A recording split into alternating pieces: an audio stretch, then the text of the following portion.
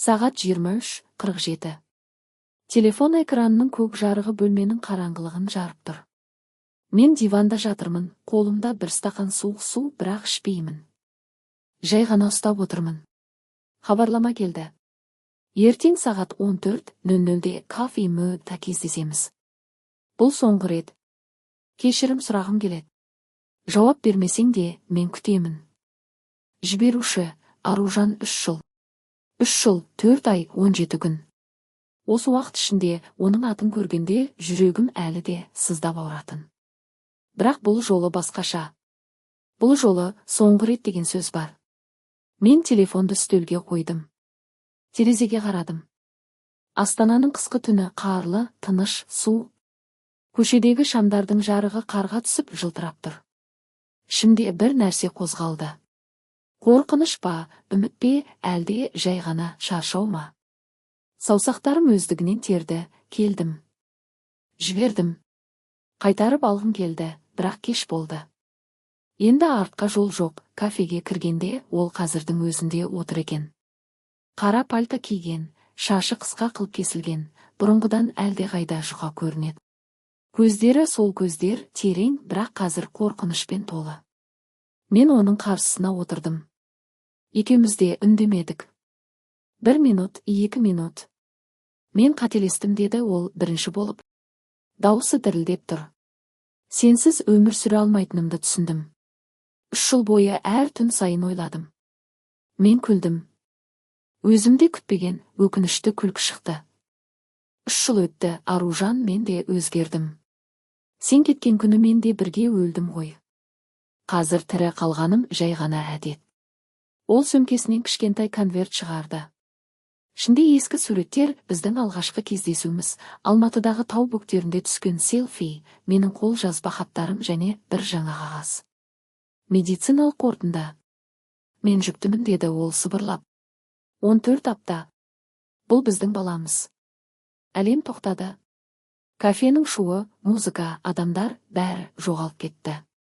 Тек жүрегімнің соғысы ғана естіледі. Қатты, ауыр. Мен кофе тостағанын қолыма алдым. Ыстық екенін сезбедім. Қолым дірілдеп, кофе үстелге төгілді. Бұл қалай? Деп сұрадым. Дауысым өзімдікі емес сияқты. Соңғы кездесуімізден кейін мен кеттім ғой. Бірақ сен туралы ұмыта алмадым. Бірнеше айдан кейін білдім. Алғашқыда қорқып айтпадым. Кейін айтуға ұялдым. Мен орнымнан тұрдым. Аяғым дірілдеп тұр. Кафеден шығып көшеге жүгірдім. Қар бетіме тиеді. Суық, бірақ ішімдегі от одан да ыстық. Бала менің балам.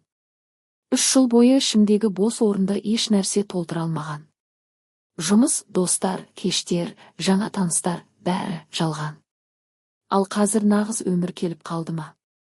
Немесе бұл жаңа қасіреттің басыма? Үйге жеткенде телефонда 17 қоңырау. Барлығы Аружаннан соңғы хабарлама: кешірім сұраймын. Мені тастама. Жауап бер. Мен жаттым. Төбеге қарадым. Қараңғы, бала, мен әке боламын. Бұл сөзді ойлаған сайын көзімнен жас шықты. Жылаған жоқпын.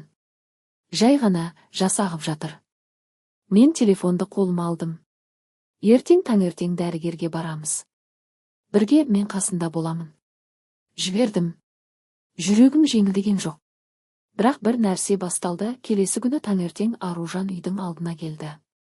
Бет әлпеті нашар, көздері сіңген. Біз клиникаға бардық. УЗИ бөлмесінде экранда кішкентай жүрек соғып тұр. Бұл ұл, деді дәрігер. Аружан менің қолыма жабысты. Мен оны құшақтадым. Сол сәтте бір нәрсе өзгерді. Кешке кафе алдында тұрып, мен сендерді тастамаймын дедім. Бірақ біздің арамыздағы махаббат ол қайта басталу керек. Сенімнен бастап. Ол жылады. Мен оны тағы құшақтадым. Қар жауды.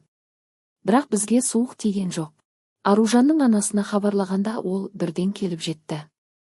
Бұл баладан бас тарту керек, деді бірден. Сендердің араларың біткен.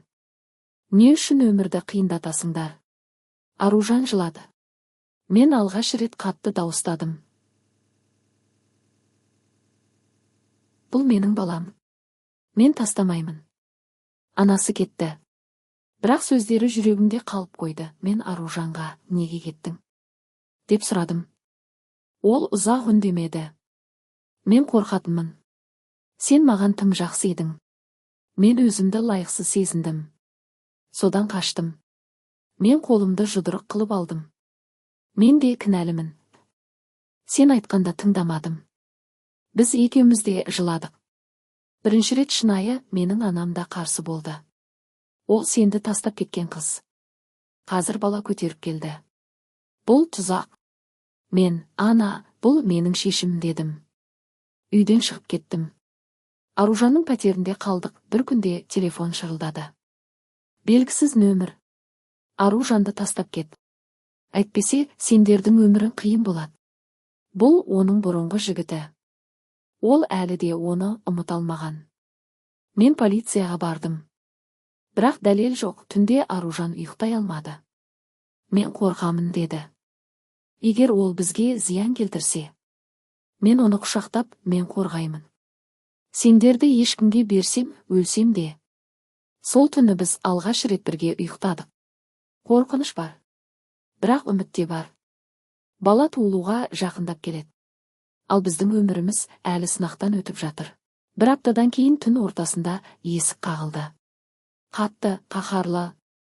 Аружан шошып оянды, қолымды қысып алды. Мен есікке қарай жүрдім. Телефонда белгісіз нөмірден хабарлама, есікті аш. Әйтпесе, шыны сындырамын. Есікті ашқанымда бұрынғы жігіті, Арман, қара көзілдірік, қолында темекі. Иісі алкогольден шығады.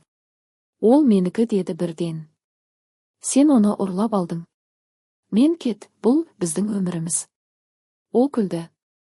Балада менікі болуы мүмкін. Дынық тест жасатамыз. Аружан артымнан шықты, жүзі ақ қағаздай. Арман, тоқта. Бұл сенен емес. Ол кетті, бірақ сөзі жүрегімізде қорқыныш қалдырды. Аружанның іші үлкейген. Дәрігер, кез келген уақытта басталуы мүмкін. Біз әр түнді сақ болып өткіздік. Мен жұмыстан ерте қайтамын, үйдің айналасын тексеремін. Бір күні түнде толғақ басталды. Сағат 02:17. Аружанның дауысы басталды. Мен оны көтеріп, машинаға отырғыздым. Жолда қар жауды. Астанадағы жолдар тайғақ. Қорықпа дедім. Мен қасындамын. Ол менің қолымды қысып, егер бірдеңе болса баланы сақта. Перинаталдық орталық. 4 сағат толғақ. Аружанның айқайы жүрегімді жарып жібере жаздады. Соңында ұл. Кішкентай қызыл, бірақ тірі. Дәрігер. Тұқтаймын, сау саламат. Мен баланы құшақтадым. Көзі жабық, бірақ тыныс алады. Аружан әлсіреп жатыр, бірақ күлімсіреді. Әмірде батайық. Мен жыладым. Алғаш рет әке болдым. Үйге келген соң ұйқысыздық басталды. Әмір түнде әр 2 сағат сайын жылайды. Аружан емізеді, мен бесік тербетемін. Бір түні Аружан, мен нашар анамын ғой деп жылады. Мен, сен ең жақсы анасың. Біз біргеміз. Қаржыда тарылды. Мен жұмыстан шығып, фрилансқа ауыстым, онлайн курстар сатамын, дизайн, маркетинг. Күніне 3-4 сағат ұйықтаймыз, 1 жылдан кейін онлайн курстарым өсті. Алғашқы табыс 800 000 теңге. Мен шағын кофехана аштым, бір хабарлама деп атадым. Кафенің қабырғасында Аружанның сол хабарламасының скриншоты ілулі. Қонақтар сұрайды, не үшін осылай атадың? Мен күлемін, бір хабарлама өмірді өзгертеді. Бір күні Аружанның телефонында Арманнан хабарлама, мен әлі күтемін. Мен көрдім. Шым қайнады. Неге блоктамадың? Дедім қатты дауыстап. Ол, мен қорқамын. Ол ессіз. Біз ұрыстық. Бірінші рет қатты. Мен түнде үйден шығып кеттім. Қарлы көшеде жүрдім. Ішімде, мен қателестім бе? Таңертең үйге қайттым. Аружан Әмірді құшақтап отыр, көзі сіңген. Кешір деді. Мен оны блоктадым. Енді ешқашан.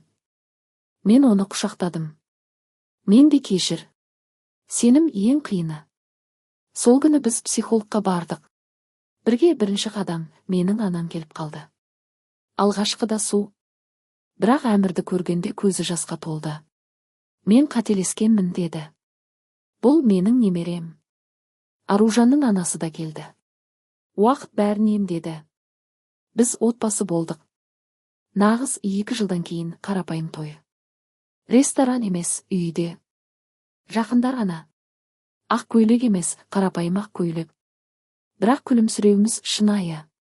Сөз алғанда мен, бір хабарлама келмесе, мен қазір жалғыз болар едім. Сен маған өмір бердің. Сен маған үй бердің. Сақина салдық. Қарапайым бірақ мәңгілік. Таңғы 08:15. Ас үйде. Әмір 3 жаста, столда отыр, қасықпен ойнайды. Аружан кофе құяды. Мен оған қарап тұрмын. Білесің бе, дедім. Сенің сол бір хабарламаң менің өмірімді өзгертті. Ол күлді, көзі жылтырап, жоқ, сен оны қабылдадың. Сен бізді таңдадың. Әмір күлді, әке, мама. Мен оларды құшақтадым. Қарлы Астана әлі де су. Бірақ біздің үй жылы. Бір хабарлама және өмір мәңгі өзгерді.